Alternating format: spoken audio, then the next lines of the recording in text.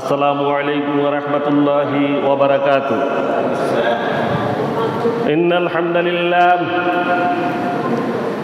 আলহামদুলিল্লাহিল আকরামিল্লাযী খালাকাল ইনসানা ওয়া কাররামা ওয়া 'allamaহু মিনাল বায়ানি মা লাম ইয়া'লাম। ফাসুবহানাল্লাযী লা ইউহসা ইমতিনানুহু বিল লিসানি ওয়ালা বিল কলম।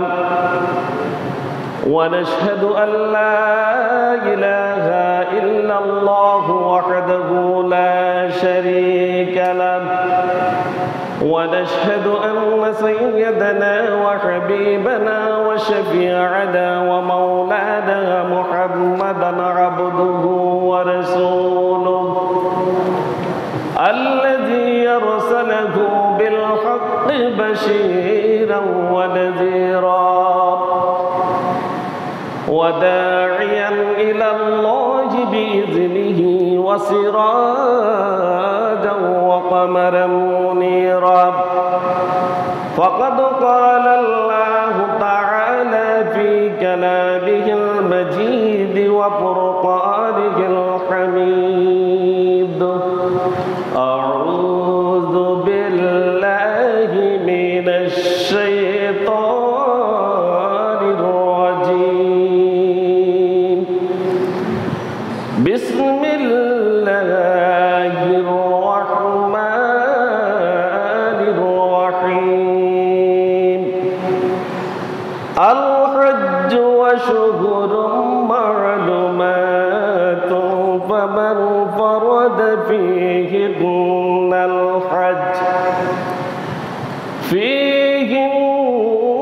الحج فلا رفث ولا فسوق ولا جدال في الحج، وما تفعلوا من خير يعلمه الله، وتزودوا فإن خير الزاد التقوى، واتقون يا أولي الألباب. وقال تعالى في شان حبيبه ومحبوبه ومعشوقه مخبرا وآمرا: إن الله وملائكته يصلون على النبي يا أيها الذين آمنوا صلوا عليه وسلموا تسليما.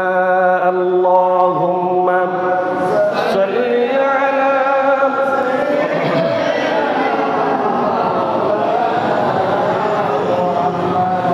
وعلى آل سيدنا مولانا محمد। মোহাম্মদের সাথে সকলে জোরে পড়ি আল্লাহুম্মা সাল্লি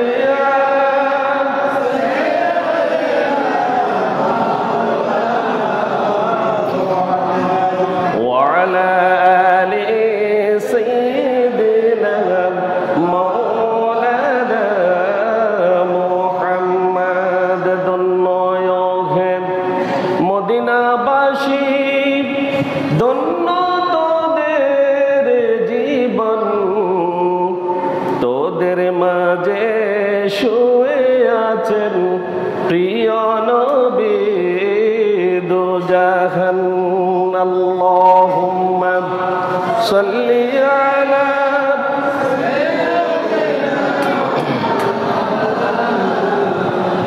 ওয়া আলা আলি সাইয়্যিদিনা মাওলানা মুহাম্মদ। বালাগাল উলা বিকামালিহি কাশাফাদ দুজা বিজামালিহি حسنت جميع خصاله صلوا عليه وآله। मुझे कुछ मिले अना मिले मोहम्मद मिले यानी वो शहीद से अल्लाह मिले बलगल उला बिकमालिही कशफद दुजा बिजमालिही हसनत जमीअ खसालिही सल्लल्लाहु अलैहि व आलिहि मुहम्मदुन सय्यिदुल कौनैन वस्सक़लैन والفريقين من عرب ومن عجم بلغ العلا بكماله كشف الدجى بجماله حسنت جميع خصاله صلوا عليه وآله ঐতিহ্যবাহী মধ্যম সনোয়া কেন্দ্রীয় জামে মসজিদে পবিত্র জুমার সালাত আদায় উপলক্ষে সমবেত সম্মানিত মুসল্লিয়ানে কেরাম, মুরব্বিয়ানে এজাম, অত্র এলাকার দিনদার ফরজগার মুমিন মুসলিমিন মুসলিমা প্রত্যেককে আমার অন্তর থেকে সালাম প্রদান করছি। প্রত্যেকে আমার সালাম গ্রহণ করুন। আসসালামু আলাইকুম ওয়া রাহমাতুল্লাহি ওয়া বারাকাতুহু। আল্লাহ তাআলার শুকরিয়া জ্ঞাপন করছি যে আল্লাহ সুবহানাহু ওয়া তাআলা আমাদেরকে তার অসংখ্য অগণিত বান্দা থেকে বাছাই করে আগেভাগে মসজিদে আসার তৌফিক দিয়েছেন। এজন্য মহান মনিবের দরবারে অন্তর থেকে প্রত্যেকে শুকরিয়া আদায় করি, প্রত্যেকে বলি আলহামদুলিল্লাহ। দরুদ ও সালাম পেশ করছি বিশ্ব মানবতার মুক্তির দিশারি, মানবতার বন্ধু, সকল নবীদের সর্দার হযরত মুহাম্মদ রাসূলুল্লাহ সাল্লাল্লাহু আলাইহি ওয়াসাল্লামের প্রতি সকলে অন্তর থেকে পড়ি সাল্লাল্লাহু আলাইহি ওয়াসাল্লাম। সম্মানিত হাজিরিন, আজ হচ্ছে 16ই শাওয়াল 1445 হিজরি, 13ই বৈশাখ 1431 বঙ্গাব্দ এবং 26শে এপ্রিল 2024 খ্রিস্টাব্দ। আজ ফেনীতে সূর্য উঠেছে 5টা 25 মিনিটে, দুপুর হয়েছে 11টা 47 মিনিটে এবং জোহর শুরু হয়েছে 11টা 53 মিনিট থেকে। আজ সূর্যোদয় হবে 6টা 20 মিনিটে। সম্মানিত হাজিরিন, আমাদের ধারাবাহিক আলোচনা চলছিল। আমাদের আলোচনার বিষয় ছিল হজ্জের গুরুত্ব। হজ্জের গুরুত্ব এখানেই আমরা গত জুমায় শেষ করেছিলাম। হজ যে ফরজ এবং এটাকে অস্বীকারী যারা, তাদেরকে আল্লাহ তাআলা কাফের ঘোষণা করেছেন। ইসলামের 5টি স্তম্ভের মধ্যে হজ একটি। মহান আল্লাহ সুবহানাহু ওয়া তাআলা সূরা আল ইমরানের 97 নম্বর আয়াতে ইরশাদ করেছেন, ওয়ালিল্লাহি আলান নাসি হিজ্জুল বাইতি মান ইসতাতা ইলাইহি সাবিলা ওয়া মান কাফারা ফা ইন্নাল্লাহা গানিয়্যুন আনিল আলামিন। আল্লাহ সুবহানাহু ওয়া তাআলা বলছেন, ওয়ালিল্লাহি আলান নাসি হিজ্জুল বাইতি মান ইসতাতা ইলাইহি সাবিলা। আল্লাহর উদ্দেশ্যে কাবা ঘর হজ করা ওই সকল মানুষের উপর ফরজ যারা পবিত্র কাবা শরীফে যাতায়াতের সামর্থ্য রাখে। ওয়া মান কাফারা ফা ইন্নাল্লাহা গানিয়্যুন আনিল আলামিন। এই হজকে যারা অস্বীকার করে, হজকে যারা মানে না, সামর্থ্য থাকার পর হজ যারা করে না এবং হজে যারা বাধা দেয়, ওই সমস্ত লোকদেরকে আল্লাহ বলছেন, ওয়াল্লাহু গানিয়্যুন আনিল আলামিন। এই বিশ্ববাসীর কোনো মানুষের কাছে আল্লাহ তাআলা কোনো কিছুর জন্য ধর্ণা দেন না। তিনি কারো মুখাপেক্ষী নন, তার অভিমুখে সকলকেই যেতে হবে। আল্লাহ এই কথা দমকের স্বরে বলছেন যে তিনি কারো মুখাপেক্ষী নন, প্রত্যেকেই তার কাছে যেতে হবে। সুতরাং হজকে তোমরা অস্বীকার করো, আল্লাহ এই কথাই বলছে। যাদের সামর্থ্য আছে তাদেরকে হজ করার জন্য নির্দেশ দেওয়া হয়েছে। মহান আল্লাহ পাক রব্বুল আলামিন হজ করার জন্য আহ্বান করেছেন। মহান আল্লাহ সুবহানাহু ওয়া তাআলা সূরা হজের ২৭ নং আয়াতে আরো ইরশাদ করেছেন, ওয়াআযযিন ফিন নাসি বিল হজ্জি ইয়াতুকা রিজালাও ওয়া আলা কুল্লি দামিরিন ইয়াতিনা মিন কুল্লি ফাজ্জিন আমিক। আল্লাহ সুবহানাহু ওয়া তাআলা যখন হজ্জের বিধান যখন চালু করেন হযরত ইব্রাহিম আলাইহিস সালামের মাধ্যমে, তখন হযরত ইব্রাহিম আলাইহিস সালামকে আল্লাহ তাআলা আদেশ করলেন, ওয়াআযিন, হে ইব্রাহিম তুমি ঘোষণা দাও, ফিন নাস, মানুষের মধ্যে, এই মানব জাতির মধ্যে তুমি ঘোষণা করে দাও, বিল হজ্জ, কিসের? হজের ঘোষণা করে দাও, ইয়াতুকা, তারা সেখানে আসবে, তোমার কাছে চলে আসবে, হজ করার জন্য তারা আসবে, রিজালান, পায়ে হেঁটে। কিভাবে আসবে? পায়ে হেঁটে। পায়ে হেঁটে কারা আসবে? যারা মক্কার কাছাকাছি, কাবা ঘরের কাছাকাছি যারা বসবাস করে, যারা এই কাবাতে হেঁটে আসার সামর্থ্য রাখে, তারা হেঁটে এই কাবাতে তাওয়াফ করার জন্য আসবে। ওয়া আলা কুল্লি দামিরিন, এবং তারা দুর্বল ক্ষীণকায় ওটে চড়ে ওটে আরোহণ করে তারা হজ করার জন্য আসবে। এখানে দুর্বল ক্ষীণকায় ওট কেন ব্যবহার করা হয়েছে? বলা হয়েছে এই ওটগুলো ছিল হৃষ্টপুষ্ট, কিন্তু তারা দূর দূরান্ত থেকে যখন কাবার উদ্দেশ্যে রওনা হয়েছে, কাবা পৌঁছা পর্যন্ত ঠিক মতো ওটগুলোকে খানা পানি দিতে পারেনি, তাই তারা এই কাবা পর্যন্ত আসতে ওটগুলো ক্ষীণকায় হয়ে যায়। এজন্য আল্লাহ সুবহানাহু ওয়া তাআলা ক্ষীণকায় উট বা দুর্বল উটগুলোর কথা এখানে বলেছেন। তারা দুর্বল উটে করে তোমার কাছে এসে পৌঁছবে। ইয়াতিনা বিন কুল্লি ফাজ্জিন আমিক, ইয়াতিনা, তারা তোমার কাছে আসবে, মিন ফাজ্জিন আমিক, দূর দূরান্তের পথ থেকে, হজ করার জন্য দূর দূরান্ত থেকে আসবে। বাংলাদেশ থেকে যায় কিনা? বাংলাদেশ থেকে যায় হজ করার জন্য। এখন হজের সময় কিনা? হজের সময় কখন? আল হাজ্জু আশহুরুম মা'লুমাত, হজের সময়গুলো, মাসগুলো নির্দিষ্ট। হজের মাসগুলো কি নির্দিষ্ট? কয়টি মাস? কয় মাস? শাওয়াল, যুলকাদ, যুলহাজের প্রথম 12 দিন। কতদিন? শাওয়াল মাস পুরা, যুলকাদ, যুলহাজের প্রথম 12 দিন। আর মূল হজের কাজ শুরু হয় 8ই জিলহজ থেকে 12ই জিলহজ, এই 5 দিন। এই 5 দিন মূল হজের কাজ।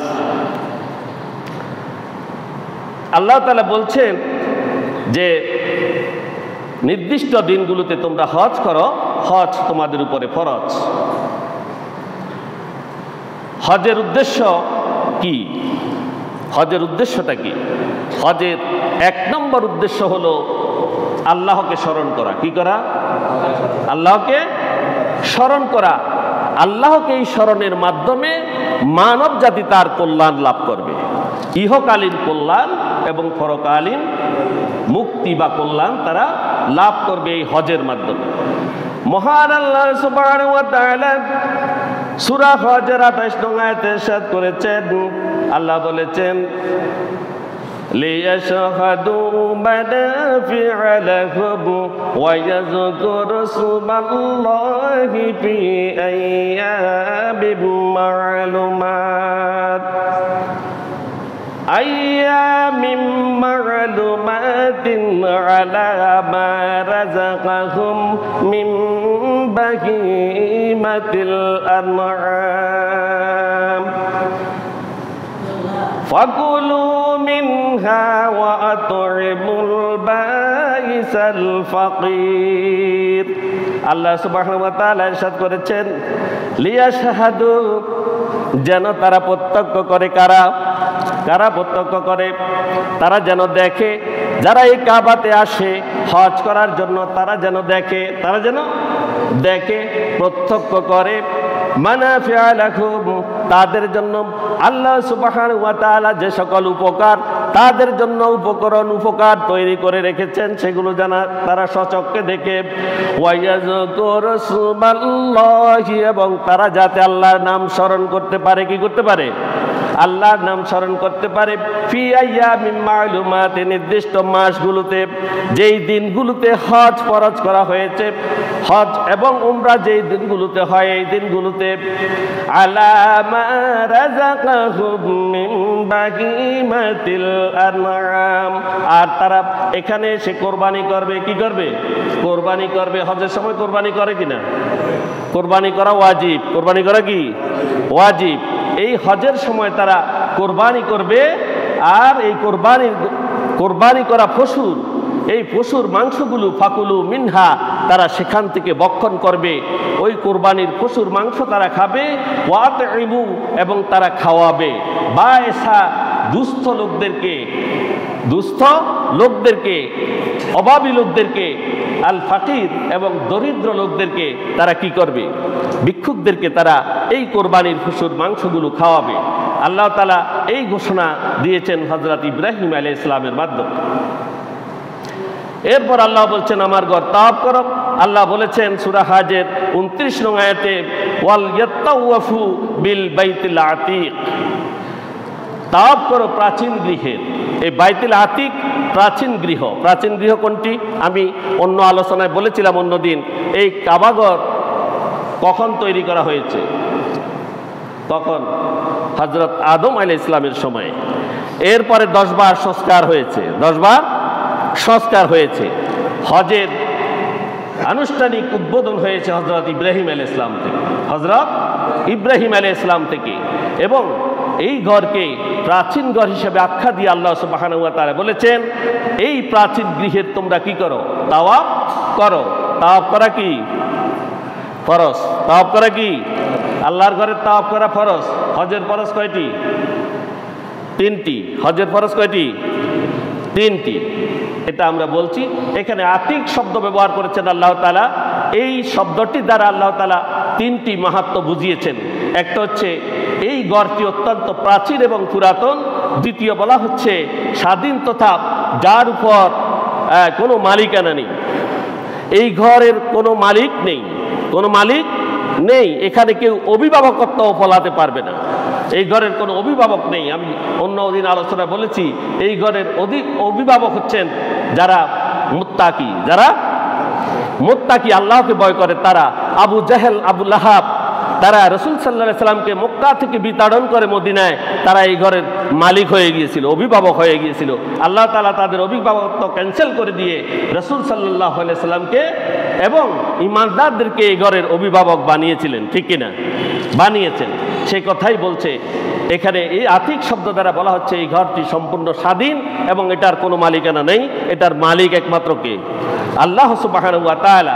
তৃতীয় বলা হচ্ছে এটি হচ্ছে সম্মানিত এবং মর্যাদাপূর্ণ। এই বাইতুল আতিক মানে সম্মানিত এবং মর্যাদাপূর্ণ এই ঘরটি। এই ঘরের মাহাত্ম্য এই আতিক শব্দ ব্যবহার করে এই 3টি কথা বোঝানো হয়েছে। এরপরে আল্লাহর এই হজের উদ্দেশ্য হচ্ছে, গুরুত্ব দিয়ে বলেছেন, আল্লাহ নিদর্শনের প্রতি তারা হাজিরা সম্মান প্রদর্শন করবে। কি করবে? সম্মান প্রদর্শন করবে। আল্লাহ সুবহানাহু ওয়া তাআলা সূরা হজের 30 নং আয়াতে বলেছেন, যালিকা ওয়া মান ইউআজ্জিমু হুরুমাতিল্লাহি ফাহুয়া খায়রুল লাহু ইনদা রাব্বিহ। আল্লাহ তাআলা বলেছেন, যালিকা, এটাই হচ্ছে বিধান, ওইটাই হচ্ছে বিধান। ওয়া মান ইউআজ্জিম হুরুমাতিল্লাহ, অতএব কেউ যদি আল্লাহর নির্ধারিত পবিত্র অনুষ্ঠানগুলোকে যদি সম্মান করে থাকে, খায়রুল লাহু ইনদা রাব্বিহি, তবে তার জন্য তার প্রতিপালকের নিকট হবে অতি উত্তম। যদি আল্লাহর ঘরের নির্ধারিত পবিত্র অনুষ্ঠানগুলোকে যদি সে সম্মান করে, তাহলে তার সম্মান কার কাছে রয়েছে? কার কাছে? আল্লাহর কাছে রয়েছে। আল্লাহ সে কথা বলছেন। এবং সে হচ্ছে যে এই স্থাপনাগুলোকে, এই অনুষ্ঠানগুলোকে সম্মান করবে, আল্লাহর কাছে সে হচ্ছে উত্তম ব্যক্তি। সে হচ্ছে কি? উত্তম ব্যক্তি। আল্লাহ সে কথা বলছেন। সম্মানিত হাজিরিন, হজ্জের বিধিবিধান কিছু আছে কিনা? আছে। আমরা আজকে সেগুলো নিয়ে বাকি সময় আলোচনা করব যতটুকু পারি ইনশাআল্লাহ। হজের জন্য দিনগুলো নির্ধারিত আল্লাহ সুবহানাহু ওয়া তাআলা বলেছেন সূরা বাকারার 197 নম্বর আয়াতে, আল হাজ্জু আশহুরুম মা'লুমাত। হজের দিনগুলো নির্দিষ্ট, এটা আগেই বলেছি। হজের দিন নির্দিষ্ট, তবে মূল হজ হচ্ছে 5 দিন। কয় দিন? 5 দিন। 8ই জিলহজ থেকে 12ই জিলহজ, মোট 5 দিন। আর বাকিগুলো আনুষ্ঠানিকতা আছে, ওমরা আছে এবং সেখানে অনেকগুলো কাজ আছে। হজের মোট এই 5টি দিন নির্ধারিত ফরজ। আর এই হজগুলো আমরা কি হিসাবে গণনা করব? আল্লাহ সে কথা কোরআনে বলেছেন কিনা? কিভাবে গণনা করব আমরা হজের দিনগুলো? কিভাবে? সূর্যের সৌর বৎসর হিসাব করে, না চাঁদের হিসাব করে? কিসের? আরবি মাসগুলো কিসের হিসাবে হয়? চাঁদের হিসাবে। আল্লাহ রাব্বুল আলামিন তার রাসূলকে জানিয়ে দিচ্ছেন, সূরা বাকারার 189 আয়াতে ইরশাদ করেছেন, ইয়াসআলুনাকা আনিল আহিল্লা কুল হিয়া মাওয়াকিতু লিন-নাসি ওয়াল হজ। আল্লাহ সুবহানাহু ওয়া তাআলা বলেছেন, ইয়াসআলুনাকা, হে নবী, তারা আপনাকে প্রশ্ন করবে, আনিল আহিল্লা, এই নতুন চাঁদ সম্পর্কে। কি সম্পর্কে? এই নতুন চাঁদ সম্পর্কে। চাঁদ সম্পর্কে তারা আপনাকে জিজ্ঞেস করছেন।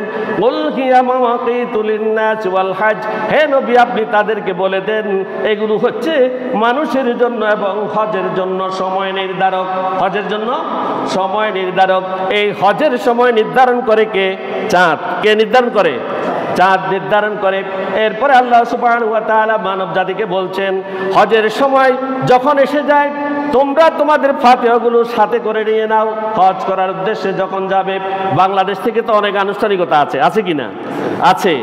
অনেক প্রস্তুতি আগে কি করা, এই যে পাসপোর্ট করা, ভিসা করা, তারপরে অনেক বিষয় এখান থেকে আগে নিজেদেরকে তৈরি হতে হয়। এখানে আল্লাহ সুবহানাহু ওয়া তাআলা বলেছেন, ওয়াতাযাওয়াদু ফাইন্না খায়রুজ যাদিত তাকওয়া ওয়াত্তাকুনি ইয়া উলিল আলবাব। আল্লাহ সুবহানাহু ওয়া তাআলা বলেছেন, ওয়াতাযাওয়াদু, তোমাদের সম্বল কম্বল যাহা কিছু আছে তোমরা সব পাতেওগুলো তোমাদের সাথে করে নিয়ে নাও। ফাইন্না খায়রাজ যাদিত তাকওয়া, যতগুলো সম্বল এই বাংলাদেশ থেকে তোমরা কাবার উদ্দেশ্যে নিয়ে যাবে, সবগুলোর মধ্যে উত্তম হচ্ছে তাকওয়া। সবগুলোর মধ্যে উত্তম কি? 1 নম্বর কি? তাকওয়া। তাকওয়া কি? আল্লাহর ভয়। কি? আল্লাহর ভয়। নিজেকে একনিষ্ঠ আল্লাহর জন্য ঘোষণা করে, নিজেকে সমস্ত পাপ পঙ্কিলতার ঊর্ধ্বে উঠে আল্লাহকে ভয় করে কাবার জন্য মনস্থির করতে হবে। ঠিক কিনা? এটা হচ্ছে 1 নম্বর ফাতেহ, 1 নম্বর তাকওয়া মানুষের। ওয়াত্তাকুনি ইয়া উলিল আলবাব, আল্লাহ তাআলা জ্ঞানী যারা তাদেরকে উদ্দেশ্য করে বলেছেন, হে জ্ঞানীগণ, তোমরা একমাত্র ভয় করো আমাকে। কাকে ভয় করতে হবে? কাকে? তখন যদি আর কারো ভয় থাকে, হজ হবে নি? হবে। কার উদ্দেশ্যে রওনা হচ্ছে? আল্লাহর উদ্দেশ্যে। ভয় করবে কাকে? আল্লাহকে। সেখানে তো অনেকগুলো কাজ করা যাবে না। সম্মানিত হাজিরিন, আমরা আলোচনা করছি হজের কয় ফরজ? 3 ফরজ। হজের ফরজ কয়টি? 3টি। আপনারা ভালো করে শুনেন। 1 নম্বর হচ্ছে ইহরাম বাঁধা। ইহরাম বাঁধা বা হজের আনুষ্ঠানিক নিয়ত করা। হজের আনুষ্ঠানিক নিয়ত করা বা ইহরাম বাঁধা। ইহরাম বাঁধলে কি হয়? ইহরাম বাঁধলে কি হয়? ইহরাম বাঁধলে এই দুনিয়ার সকল কাজ হারাম হয়ে যায়। সকল কাজ, সব কিছু হারাম। শুধুমাত্র একটা অনুমোদন আছে, সেটা হইল আল্লাহ যে সকল অনুষ্ঠানের কথা বলেছেন তা পালনের নিমিত্তে মক্কার উদ্দেশ্যে রওনা হওয়া এবং সেগুলো সমাপ্ত করা পর্যন্ত, ফিরে আসা পর্যন্ত ফাতেও থাকবে একমাত্র আল্লাহ সাথে। কে থাকবে? আল্লাহ। এবং তার ভয়। এই এহরাম বাঁধার পূর্বে আমাদেরকে কিছু কাজ করতে হবে। আল্লাহ সুবহানাহু ওয়া তাআলা উদ্দেশ্যে যখন যাচ্ছি পাক পবিত্র কাবা তাওয়াফ করার জন্য, সেখানে প্রথমে আমাদেরকে কিছু পরিচ্ছন্নতা দরকার আছে কিনা, পরিচ্ছন্নতার প্রয়োজন আছে কিনা। এত বড় গোপ নিয়ে যায়নি কেউ, দেখছেন নি? বড় গোপ এটা ছাড়তে হবে, ছাড়ি ফেলতে হবে, কাটি ফেলতে হবে। তারপরে গোপ বা মোষ বা গোপ, যেটা আমি যদি বুঝি থাকেন। তারপরে হাতের নখ রাখে, অনেকে শখ করে বাঘের মতো, এই নখ থাকতে পারবে না। এছাড়া শরীরের বিভিন্ন গোপনাঙ্গে যে সকল চুল আছে এগুলো কি করতে হবে, পরিষ্কার পরিচ্ছন্ন করতে হবে। তারপরে ইহরাম বাঁধার পূর্বে, এগুলো ইহরাম বাঁধার পূর্বের কাজ। ইহরামের উদ্দেশ্যে গোসল করতে হবে। কি করতে হবে? গোসল করা সুন্নাহ। পুরুষদের জন্য দুইটি কাপড়। কয়টি কাপড়? একটি হচ্ছে গায়ের জামা, গায়ের চাদর, আরেকটি হচ্ছে লুঙ্গি। আরেকটি কি? এগুলা কি সেলাই করা না খোলা? খোলা। এটা সাদা রঙেরও হইতে পারে, অন্য রঙেরও হইতে পারে। এটা পুরাতনও হইতে পারে, নতুনও হইতে পারে। পুরাতন হইলে ধুয়ে মুছে পরিষ্কার করে আয়রন করে ভালোভাবে নিতে হবে। এরপরে স্যান্ডেল পরা। এখানে কাবার উদ্দেশ্যে, আল্লাহর উদ্দেশ্যে যাবে, ধনী মানুষের এখানে কোনো জায়গা নেই। এখানে সব সমান। সব কি? সমান। আল্লাহর কাছে সব সমান। কে ধনী কে গরিব ওখানে কোনো কথা নেই। এটা হচ্ছে এই বিশ্ব মুসলিমের মিলন সম্মিলন কেন্দ্র, বিশ্ব মুসলিমের সম্মিলন কেন্দ্র। এখানে মুসলিম এক নাম, মুসলিমেরা যাবে। সেখানে কে ধনী কে গরিব এগুলো কোনো কথা নেই। সবাই সেখানে স্যান্ডেল পরে যাবে। কি পরে যাবে? পায়ের উপরের তালুর যে উপরে উঁচু অংশ আছে এটা দেখা যেতে হবে। পায়ের পাতার উপরের অংশ খোলা থাকবে। মহিলাদের স্বাভাবিক পোশাক করতে হবে, পর্দা করতে হবে। সব গোড়ার মধ্যে কোনো দোষ নেই, তারা পর্দা করবে। আর সুগন্ধি লাগাবে খালি গায়ে। মনে রাখতে হবে এহরাম বাঁধার পরে ওই এহরামের মধ্যে সুগন্ধি ব্যবহার করা যাবে না। এহরাম বাঁধার আগে গায়ে সুগন্ধি মাখা যাবে। এরপরে বলা হচ্ছে 2 রাকাত নফল নামাজ পড়া সুন্নাহ। 2 রাকাত নফল নামাজ পড়া কি? সুন্নাহ। এমন সময় পড়তে হবে, 3টা নিষিদ্ধ সময় আছে। কয়টা নিষিদ্ধ সময়? 3টা। সূর্য উদয়ের সময়, সূর্য ঠিক মাথার উপরে, এবং অস্ত যাওয়ার সময়। এই 3 সময় নামাজ পড়া কি? হারাম। এই হারাম সময় এটা মনে রাখতে হবে, এই সময় যেন নফল পড়া না হয়। পুরুষের মাথায় টুপি অথবা অন্য কোনো পাগড়ি থাকলে সেগুলো খুলে ফেলতে হবে, সেগুলো সব খুলে ফেলতে হবে। এরপরে এহরাম পরে তালবিয়া পাঠ করবে। কি করবে? তালবিয়া। লব্বাইক আল্লাহুম্মা লব্বাইক লব্বাইক লা শারীকা লাক লব্বাইক ইন্নাল হামদা ওয়ান নি'মাতা লাক ওয়াল মুলক লা শারীকা লাক। এই তালবিয়া পাঠ করবে। এরপরে সে এহরাম বেঁধে ফেললো, হজের 1 নম্বর কাজ সম্পাদন করলো। কি করলো? হজের 1 নম্বর কাজ সম্পাদন করলো। দ্বিতীয় নম্বর ফরজ হচ্ছে 9 জিলহজ সূর্য পশ্চিম দিকে ডলে পড়ার পর থেকে 10 জিলহজ ফজরের পূর্ব পর্যন্ত আরাফার ময়দানে অবস্থান করতে হবে। এটাকে উকুফে আরাফা বলা হয়। আরাফায় অবস্থান করবে 2 নম্বর। তৃতীয় নম্বর হচ্ছে 10 জিলহজের ভোর থেকে 12 জিলহজ পর্যন্ত যে কোনো দিন তাওয়াফে জিয়ারত করবে। কি করবে? তাওয়াফে জিয়ারত করবে। এই 3টা কি? ফরজ। তো এহরাম করার পরে কি কি কাজ নিষিদ্ধ? 1 নম্বর, আমরা যখন এহরাম বেঁধে ফেললাম তখন আমরা কি করব?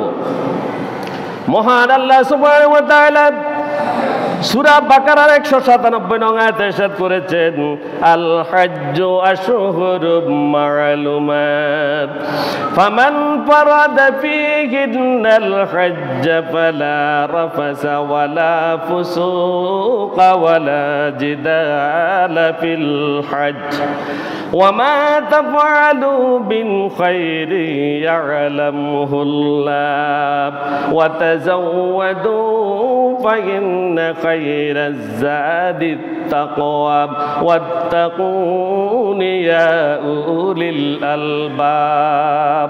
আল্লাহ তাআলা বলছেন আল হাজ্জু আশহুরুম মা'লুমাতুন, হজের মাসগুলো হচ্ছে নির্দিষ্ট। ফামান ফারাদা ফীহিন্নাল হজ, যে ব্যক্তি এই কাবা ঘরে যদি হজ করার সংকল্প করে থাকে, ফালা রাফাসা ওয়ালা ফুসুকা ওয়ালা জিদালা ফিল হজ, ফালা রাফাসা, সে কোনো যৌন সম্ভোগে লিপ্ত হবে না, স্বামী স্ত্রী তারা সহবাসে লিপ্ত হবে না। দ্বিতীয় নম্বর হচ্ছে ওয়ালা ফুসুকা, কোনো অন্যায় কাজ, কোনো দুষ্কর্মতে সে জড়িয়ে পড়বে না। ওয়ালা জিদালা ফিল হজ, এবং তারা হজের মধ্যে কোনো কলহ বিবাদ সৃষ্টি করবে না। আল্লাহ সে কথাই বলছেন ওয়ামা তাফআলু মিন খাইরি ইয়া'লামুহুল্লাহ, আর তোমরা যে কোনো সৎকর্ম করো কিনা এই বিষয়ে আল্লাহ সুবহানাহু ওয়া তাআলা সব কিছু জানেন। জানেন কিনা? সৎকর্মশীলদের প্রত্যেক কথা জানেন, এবং অসৎকর্ম যারা করে সে বিষয়েও আল্লাহ জানেন কিনা? জানেন। এজন্য এই তিনটি কাজের কথা নিষেধ করা হয়েছে এই আয়াতে। এতে আরো বলা হচ্ছে যে ইহরাম বাঁধা অবস্থায় শুধু যৌন সম্পর্ক নিষিদ্ধ, শুধু এই কথা নয়, বরং এর প্রতি আকৃষ্ট করা, স্ত্রীকে আকৃষ্ট করা এদিকে, অথবা এই বিষয়ে কথাবার্তা বলা, এটাও ঠিক নয়, এটাও ঠিক নয়, এটাও নিষেধ করা হয়েছে। এরপরে সাধারণ অবস্থায় কোনো গুনাহের কাজে লিপ্ত হওয়া তো পাপ, ঠিক কিনা? সাধারণ অবস্থা আমরা এখন যে স্বাভাবিক অবস্থা আছি, এখন যদি ছোট গুনার কাজেও লিপ্ত, এটা পাপ কিনা? পাপ নয়। আর যদি ইহরাম বাঁধা অবস্থায় যদি গুনাহের কাজে লিপ্ত হয়, এটা কেমন পাপ হবে? এটার মাত্রা খুব বেশি কঠিন এবং কঠোর, কঠিন এবং কঠোর। এরপরে বলা হচ্ছে এই অবস্থায়, এই ইহরাম বাঁধা অবস্থায় কোনো বিবাদে লিপ্ত হওয়া যাবে না। ছোট্ট এর মধ্যে ছোট্ট একটা হচ্ছে নিজের যে চাকর আছে ঘরের, ওই চাকরের সাথেও সে কোনো কি করতে পারবে না, তাকে দমক দিতে পারবে না, তার সাথে কোনো গরম কথা বলতে পারবে না। এই কথা আল্লাহ তাআলা এখানে ইঙ্গিত দিয়েছেন, তাফসীরকারেরা সেই কথাগুলো ব্যাখ্যা করেছেন। এরপরে আল্লাহ সুবহানাহু ওয়া তাআলা ইহরাম বাঁধা অবস্থায় স্থলভাগের কোনো প্রাণীকে শিকার করতে নিষেধ করেছেন। আল্লাহ সুবহানাহু ওয়া তাআলা সূরা মায়দার ৯৬ নং আয়াতে ইরশাদ করেছেন ওয়া হুররিমা আলাইকুম সাইয়্যিদুল বাররি বাদুমতুম হুরুমান ওয়াত্তাকুল্লাহাল্লাযী ইলাইহি তুহশারুন। আল্লাহ সুবহানাহু ওয়া তাআলা বলছেন হুররিমা আলাইকুম, তোমাদের উপরে হারাম করা হয়েছে সাইদুল বাররে, সাইদত শিকার করা, বাররে স্থলভাগের কোনো প্রাণী, স্থলভাগের কোনো প্রাণী, জলভাগের নয়, কোন ভাগের? স্থলভাগের কোনো প্রাণী শিকার করা হারাম করেছেন। মাদুমতুম হুরুমান, যখন তোমরা ইহরাম অবস্থায় থাকো, যখন তোমরা ইহরাম অবস্থায় থাকো, তখন তোমরা স্থলভাগের কোনো প্রাণী হারাম করতে, শিকার করতে পারবে না, এটা তোমাদের জন্য হারাম। ওয়াত্তাকুল্লাহাল্লাযী ইলাইহি তুহশারুন, তোমরা ভয় করো কাকে? কাকে ভয় করো? আল্লাহকে ভয় করো। আর যার নিকটে সমস্ত লোককে একত্রিত করা হবে, কোথায়? হাসরের মাঠে করা হবে কিনা, এবং তাদের প্রত্যেকটি কাজের সেদিন হিসাব নিকাশ নেওয়া হবে। ইহরাম বাঁধার ইহরাম যখন বাঁধবে, তখন এখানে বলা হচ্ছে সমুদ্রের প্রাণীগুলো শিকার করা যাবে, সমুদ্রের প্রাণী শিকার করা যাবে, কারণ সমুদ্র পথে কাবাতে গেলে যাতায়াতে অনেক সময় লাগে, দীর্ঘ সময়। তখন মানুষের সাথে যে সম্বল আছে খাওয়ার জন্য, খাবার পানীয় যেগুলো আছে, এগুলো প্রায় শেষ হয়ে যায়। তখন তারা সমুদ্রের প্রাণী শিকার করে খেতে পারবে, এবং এগুলো সাথেও নিতে পারবে, অন্যান্যদেরকেও সেগুলো কি করতে পারবে? খেতে দিতে পারবে, সঙ্গে নিয়ে যেতে পারবে কাফেলার সাথে। যেহেতু সামুদ্রিক সফর দীর্ঘ, সামুদ্রিক সফর দীর্ঘ, হাতেও শেষ হয়ে যায়, তাই আর সংগ্রহের জন্য তা শিকার করা অনেক ক্ষেত্রে জরুরি হয়ে যায় এবং এটাকে হালাল করা হয়েছে। যারা স্থলভাগের প্রাণী শিকার করে আল্লাহর নাফরমানি করে, আল্লাহ তাদেরকে কাল কিয়ামতের দিন 4-5 দিয়ে ঘেরাও করে জাহান্নামে নিয়ে যাবেন। কোথায়? জাহান্নামে নিয়ে যাবেন, সে কথাই বলা হচ্ছে। সুতরাং স্থলপথের কোনো প্রাণীকে কি করা যাবে না? শিকার করা যাবে না। এরপরে আল্লাহ সুবহানাহু ওয়া তাআলা বলছেন, মানুষকে যে স্থলভাগে আমি প্রাণীগুলো দিয়েছি, প্রাণীগুলো তারা সহজেই পেতে পারে এবং তারা বর্ষার আঘাতেও মারতে পারে। কি করতে পারে? বর্ষা দিয়েও মারতে পারে, হাত দিয়েও তারা ধরতে পারে অনেক প্রাণীকে, সেগুলোকে তারা শিকার করতে পারবে না। এটা তাদের জন্য আমি পরীক্ষা হিসেবে দিয়েছি। এই পরীক্ষায় যে উত্তীর্ণ হবে না তাকে আমার কাছেই আসতে হবে। হবে কিনা? আল্লাহ বলছেন ইয়া আইয়ুহাল্লাযীনা আমানু লা ইয়াবলুওয়ান্নাকুমুল্লাহু বিশাইইম মিনাস সাইদি তানালুহু আইদিকুম ওয়া রিমাহুকুম ওয়া লিয়া'লামাল্লাহু মান ইয়াখাফুহু বিল গায়ব। আল্লাহ সুবহানাহু ওয়া তাআলা বলছেন, ইয়া আইয়ুহাল্লাযীনা আমানু, তোমরা যারা ঈমানের দাবি করছো, ঈমানদারেরা, লা ইয়াবলুওয়ান্নাকুম, আল্লাহ তোমাদেরকে অবশ্যই পরীক্ষা করছেন। তোমরা যারা হজে যাচ্ছ তোমাদেরকে আল্লাহ পরীক্ষা করছেন। কি করছেন? পরীক্ষা করছেন বিশাইইন, কিছু জিনিস দিয়ে, মিনাস সাইদে, শিকারের থেকে কিছু প্রাণী দিয়ে, তানালুহু, যা তোমাদের নাগালে আসে, যেগুলো তোমরা ধরতে পারো, আইদিয়াকুম, তোমাদের হাত দ্বারা, যেগুলো তোমাদের হাত দ্বারা ধরতে পারো, সেই সকল প্রাণীগুলো আল্লাহ সুবহানাহু ওয়া তাআলা তোমাদের সামনে দিয়ে তোমাদেরকে পরীক্ষা করছেন। ওয়া রিমাহুকুম লিয়া'লামাল্লাহ, এবং তোমাদের সামনে আরো সুযোগ করে দিয়েছেন বর্ষা দ্বারা তোমরা কিছু প্রাণীকে হত্যা করতে পারো। আর যদি এগুলো করো যাতে করে আল্লাহ এটা জেনে নিতে পারেন কে তাকে না দেখে ভয় করে।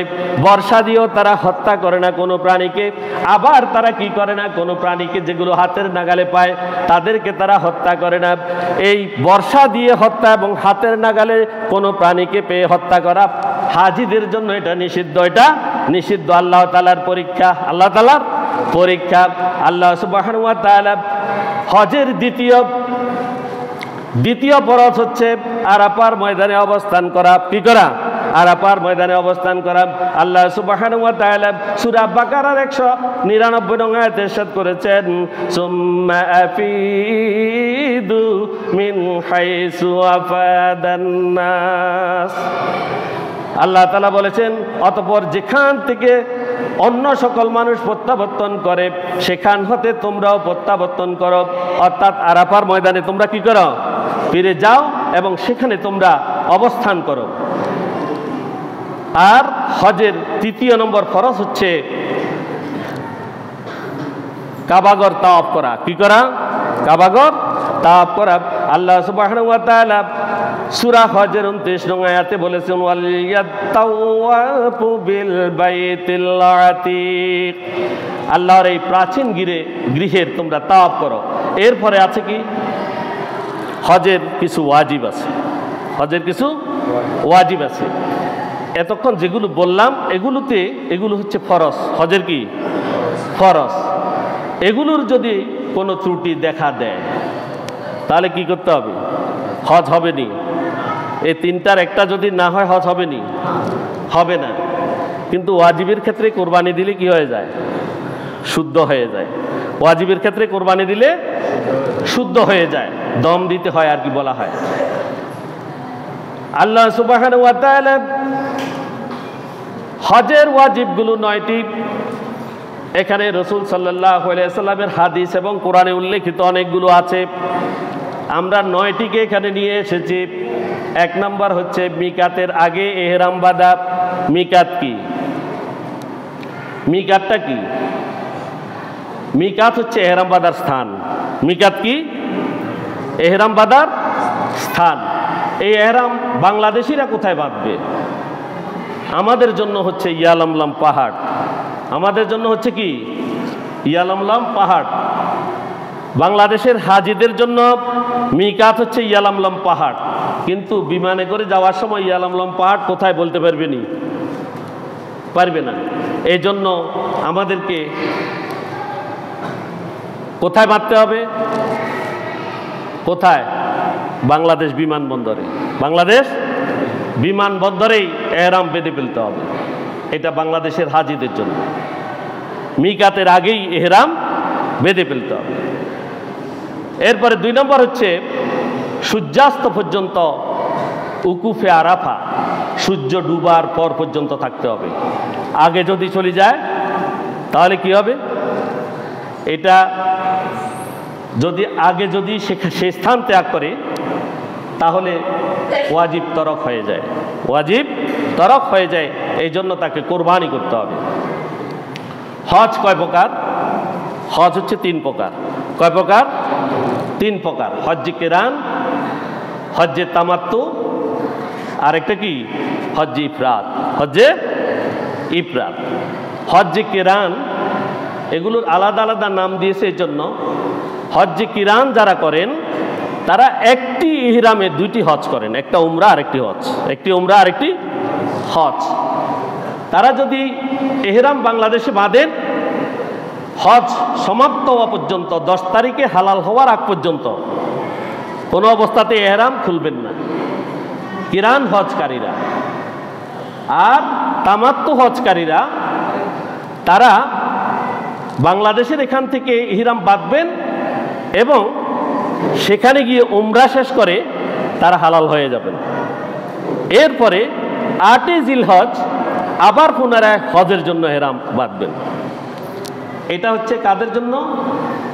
যারা তামাত্তু হজ করেন। আর হজ্জে ইফরাদ যারা করেন তারা উমরা করেন না, শুধুমাত্র তারা হজ করেন 8 থেকে 12 জিলহজ পর্যন্ত এক ইহরামে তারা হজ সম্পন্ন করেন।